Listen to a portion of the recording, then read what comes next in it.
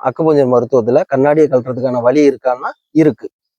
எப்படி அப்படின்னா, முதல்ல கண்ணுல குறைபாடு இருக்கு. என்ன குறைபாடு? கிட்ட பார்வையா, தூர பார்வையா, இல்ல கண்ணுல புற விழுந்திருக்கா, இது மாதிரி சில பிரச்சனைகள் இருக்கு. பெரும்பாலுமே கண்ணுல குறைபாடுகள் தான் வருமே தவிர கண்ணு வீணா போகாது.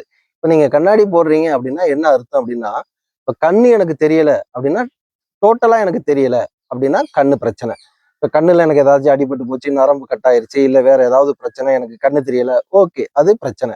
ஆனா எனக்கு நல்லா கண்ணு தெரிஞ்சுக்கிட்டு இருந்துச்சு, திடீர்னு எனக்கு கிட்ட பார்வை தெரியல, இல்ல தூர பார்வை தெரியல அப்படின்னா என்ன காரணம் அப்படின்னா, கண்ணுல எந்த பிரச்சனையானா கண்ணுல எந்த பிரச்சனையும் இல்லை, கண்ணுக்கு வர வேண்டிய ஆற்றல் எங்கேயோ தடைப்பட்டுருச்சு, அவ்வளவுதான் புரிஞ்சுக்கணும். இப்ப கண்ணுக்கு வர வேண்டிய ஆற்றல் தடைபடுறதுனாலதான் ஒண்ணு கிட்ட பார்வையா இருக்கலாம், இல்ல எட்ட பார்வையா இருக்கலாம்.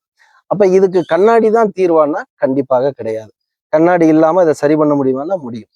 உதாரணத்துக்கு ஒரு பையன் ஒரு கூப்பிட்டு 100 மீட்டர் வேகமா ஓடுப்பா அப்படின்னு சொல்றோம். பையன் வேகமா ஓடுறான், திரும்பவும் ஒடியா அப்படிங்கிறோம். பையன் வேகமா ஒடியாடுறான், முடியாது, கஷ்டப்பட்டு ஒடியாடுறான். திரும்பவும் ஓடு அப்படின்னு அந்த பையனை சொன்னா முடியுமா? முடியாது.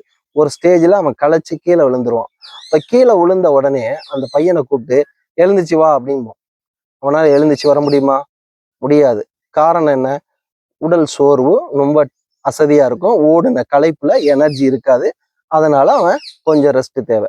அப்ப அந்த பையனுக்கு அந்த நேரத்துல ரெஸ்ட் தான் தேவை. ரெஸ்ட் கொடுத்தா ஒரு 5 நிமிஷத்துல திரும்ப எழுந்திருச்சு நடந்துருவான். ஆனா அந்த 5 நிமிஷம் ரெஸ்ட் கொடுக்காம எழுந்திருச்சு வா அப்படின்னா அவனால வர முடியாது. அப்ப ஒரு கையில ஸ்டிக்கை கொடுத்து இனிமே உன்னால நடக்க முடியாது, நீ நொண்டி, இனிமே இந்த ஸ்டிக்கை வச்சுதான் நீ நடக்கணும் அப்படின்னு சொன்னா அது சரியா? ஏத்துக்கொள்ள முடியுமா? முடியாது. ஏன்? அவனுக்கு ஒரு 5 நிமிஷம் ஓய்வு கொடுத்தோம்னா சரியாயிரும், திரும்ப எழுந்துச்சான். அதே மாதிரிதான் கண்ணும். இந்த கண்ணுக்கான ஓய்வு நீங்க கொடுக்கறது இல்லை. இன்னைக்கு உள்ள பழக்க வழக்கங்கள்லாம் பாத்தீங்கன்னா, கண் சிமிட்டாம இமையெல்லாம் அப்படியே அப்படியே இருக்கும். செல்போன் பாக்குறது, இல்ல அதிக பிரைட்னஸ் உள்ள ஒரு பொருளை பார்க்கும்போது இந்த கண்ணுடைய பவர் கொஞ்சம் கொஞ்சமா குறைகிறதுக்கு வாய்ப்பு இருக்கு. ஏன்னா இந்த கண்ணுல இருந்து ஆற்றல் அப்படியே வெப்பத்தை அதிகமா வெளியில தள்ளும். இப்ப இந்த கண்ணை எந்த இடத்துல ஒரே ஃபோக்கஸ்ல கண்ணை குவிக்கிறோமோ நம்ம உடம்புல உள்ள எனர்ஜி எல்லாம் வெளியில போயிடும். அப்போ இந்த கண்ணுல ஒரு நீர் சத்து இருக்கும். இந்த கண்ணை சுத்தி ஒரு விதமான நீர் சத்து இருக்கும். அந்த நீர் சத்து எந்த அளவுக்கு நல்லா இருக்கோ அந்த அளவுக்கு உங்களுக்கு கண்ணு நல்லா இருக்கும். இந்த கண்ணை சுத்தி உள்ள நீர் சத்து எல்லாம் நீங்க பார்க்கக்கூடிய அந்த பார்வையை ஒரே இடத்துல குவித்து, இல்ல லென்ஸு, இல்ல அதிகப்படியான எல்இடியை நீங்க தொடர்ந்து செல்போன் பார்க்கறது, டிவி பார்க்கறது, இது மாதிரி பழக்க வழக்கத்தினால என்ன ஆகும்னா உங்களுக்கு இந்த வெப்பம் அதிகமாகும். அதிகமாகும் போது நீர்ச்சத்து குறைபாடு ஏற்படும். அப்போ குறையும் போது உங்களுக்கு என்ன ஆகும்னா பார்வை இதோடைய திறன் கொஞ்சம் கொஞ்சமா குறைய ஆரம்பிக்கும். அப்ப திரும்ப இதை சரி பண்ணலாமா அப்படின்னா கண்டிப்பாக. யாரால அப்படின்னா இந்த உடம்பால மட்டும்தான் சரியாகும்.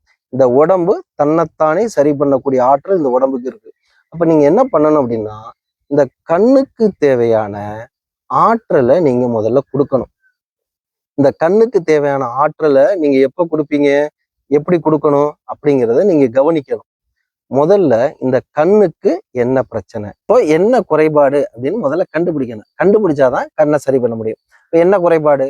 அதிகப்படியான கண்ணுக்கு ஓய்வு கொடுக்காம கண்ணை உஷ்ணப்படுத்துறதுனால ஏற்படக்கூடிய ஒரு பிரச்சனைகள் தான். கண்ணுல ஏதோ ஒரு இடத்துல உஷ்ணம் ஏற்பட்டிருக்கும். அப்ப கண்ணுக்கு போக வேண்டிய ஆற்றல் அங்க தடைபட்டிருக்கும். அப்ப அந்த கண்ணை ஈஸியா நீங்க சரி பண்ண முடியுமான்னா முடியும். அதுக்கு என்ன பண்ணணும் அப்படின்னா, நீங்க முதல்ல உங்க உடம்ப கவனிச்சாலே போதும். இந்த உடம்ப கவனிச்சிங்கன்னாலே இந்த உடம்புக்கு தேவையான ஆற்றல் தன்னைத்தானே ஏற்படுத்தி சரி பண்ணி இந்த உடம்ப கொஞ்சம் கொஞ்சமாக அதுக்கான ஆற்றலை நீங்க கொடுக்கணும்.